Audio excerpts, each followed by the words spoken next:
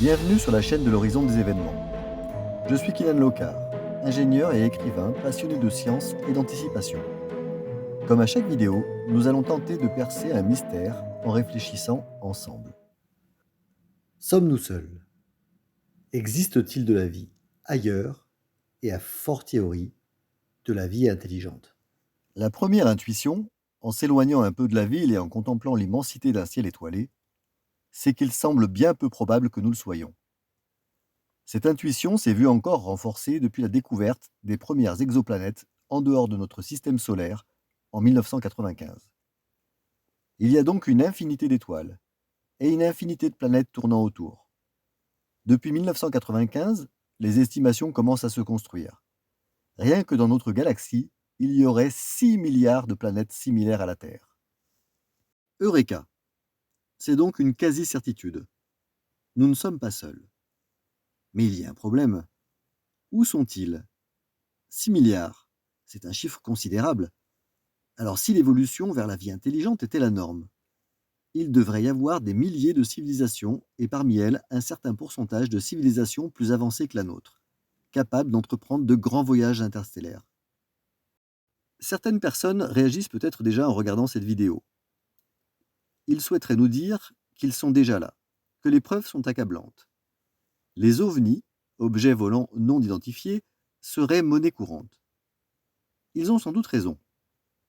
Aujourd'hui, même le discours officiel des agences de sécurité des grands pays admettent qu'il y a sans doute quelque chose. En France, c'est le groupe d'études et d'information sur les phénomènes aérospatiaux non identifiés, le GEPAN, qui est chargé d'analyser ces témoignages. Des personnes plutôt reconnues pour leur objectivité scientifique et leur rigueur, telles que les pilotes militaires ou civils, témoignent en masse. Citons quelques exemples, parmi les plus étonnants. Le 19 mai 1986, à l'aéroport international de Sao Paulo au Brésil, le contrôleur aérien Sergio Mota n'imaginait pas que ce jour resterait dans l'histoire de l'ufologie comme la nuit officielle des ovnis.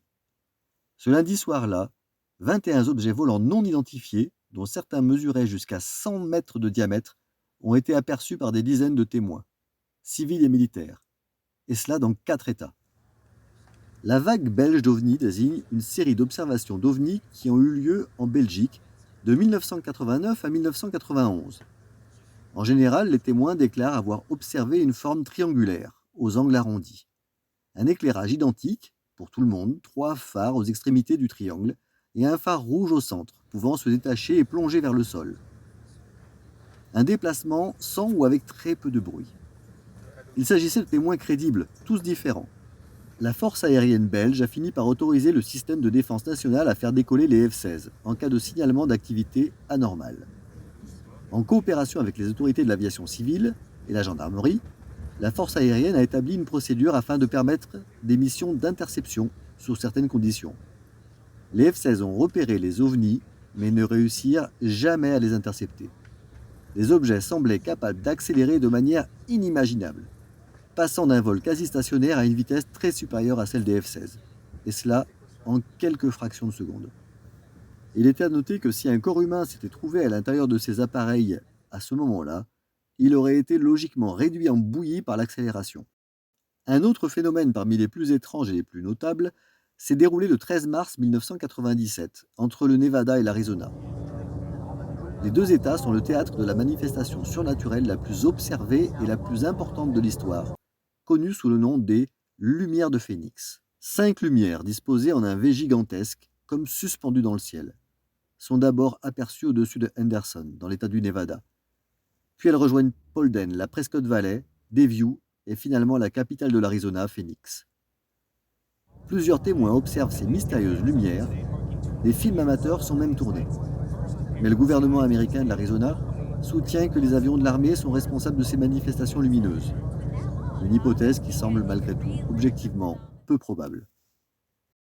Cependant, même en prenant en compte ce phénomène ovni, un problème de taille subsiste.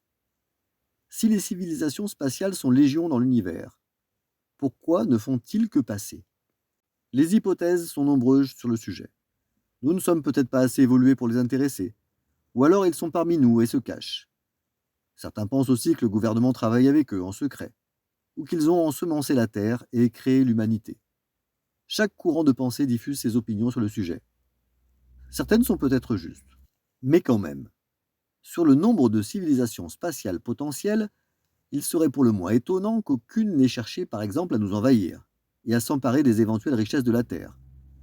Ou alors, cela voudrait dire que le développement d'une civilisation impliquerait de manière quasi obligatoire que celle-ci soit désintéressée. C'est loin d'être certain. En tout cas, si nous comparons à notre propre humanité, rien n'est acquis. C'est un euphémisme de le dire. Non, la Terre devrait normalement grouiller de vie alien, cohabitant ou pas avec nous, comme dans un bon vieux Star Wars. Alors, pourquoi ne sont-ils pas là de manière massive? L'équation de Drake, ou formule de Drake, est une célèbre proposition mathématique. Cette formule a été suggérée par Frank Drake en 1961 afin de tenter d'estimer le nombre potentiel de civilisations extraterrestres dans notre galaxie avec qui nous pourrions entrer en contact. La principale difficulté pour cette équation est de déterminer ces facteurs afin de connaître le nombre probable de civilisations. Au départ, il n'y avait quasiment que des inconnus dans cette équation. Mais depuis 1995, le deuxième point, le nombre de mondes potentiellement habitables s'avère probablement conséquent. Mais il en reste beaucoup. Rien ne nous dit que la vie, même quand les conditions sont favorables, surgit fréquemment. Peut-être est-ce même très rare. Peut-être est-il également très fréquent que la vie détruise son propre environnement et disparaisse en particulier la vie dite intelligente. Et enfin, si on veut utiliser l'équation de Drake pour appréhender les chances d'être en contact un jour de manière claire avec une civilisation extraterrestre, il faut rajouter un paramètre important, le voyage spatial. 299 792 km et des poussières par seconde. C'est la vitesse de la lumière. Celle qu'Albert Einstein nous assure infranchissable pour tout corps muni d'une masse, quels que soient les moyens mis en œuvre. Et même à cette vitesse considérable, ou à une vitesse qui en serait proche, les distances dans la galaxie restent immenses. Alors inutile même d'envisager en atteindre une autre. Il nous faudrait 2,5 millions d'années pour rejoindre Andromède, la plus proche de nous. La question est donc la suivante. Et si, même pour des civilisations extraterrestres extraordinairement avancées, technologiquement, les distances restaient considérables? Et si même pour une civilisation de ce type, les phénomènes que nous imaginons, qui permettraient éventuellement de s'affranchir de cette limite, tels que le passage par un trou de verre qui déforme l'espace-temps et relie potentiellement des points de l'univers très éloignés, s'avéraient impossibles ou très coûteux en énergie et en complexité. D'ailleurs, si des civilisations avancées existent autour de nous, attention, la notion de autour dans ce cas est très relative, vu les distances à parcourir, et que, en même temps, les voyages restent très compliqués à entreprendre, même pour des civilisations technologiquement avancées, il est probable qu'elles envoient d'abord massivement des sondes automatiques, à l'instar de ce que nous faisons nous-mêmes à l'échelle de notre modeste système solaire. Cela correspond d'ailleurs à la plupart des rencontres de type OVNI. Les grands déplacements, avec de grands vaisseaux et de gros moyens, pourraient être réservés à quelques rares expéditions, ou à encore plus rarement à une migration de masse lorsque le soleil de ces civilisations serait en fin de vie, par exemple. Il reste donc de nombreux inconnus dans l'équation de Drake. Mais il semble évident que certains paramètres doivent limiter drastiquement les chances que nous avons de nous rencontrer. Peut-être s'agit-il de l'apparition de la vie elle-même. Peut-être la capacité que nous aurions, les civilisations dites intelligentes, de s'auto-détruire, de manière quasiment systématique. Peut-être est-ce les voyages interstellaires, qui, malgré le développement technologique, resteraient très difficiles à entreprendre. Ou peut-être les trois en même temps. Si nous extrapolons ce constat à notre propre devenir et à notre avenir, voilà ce que nous pouvons conclure.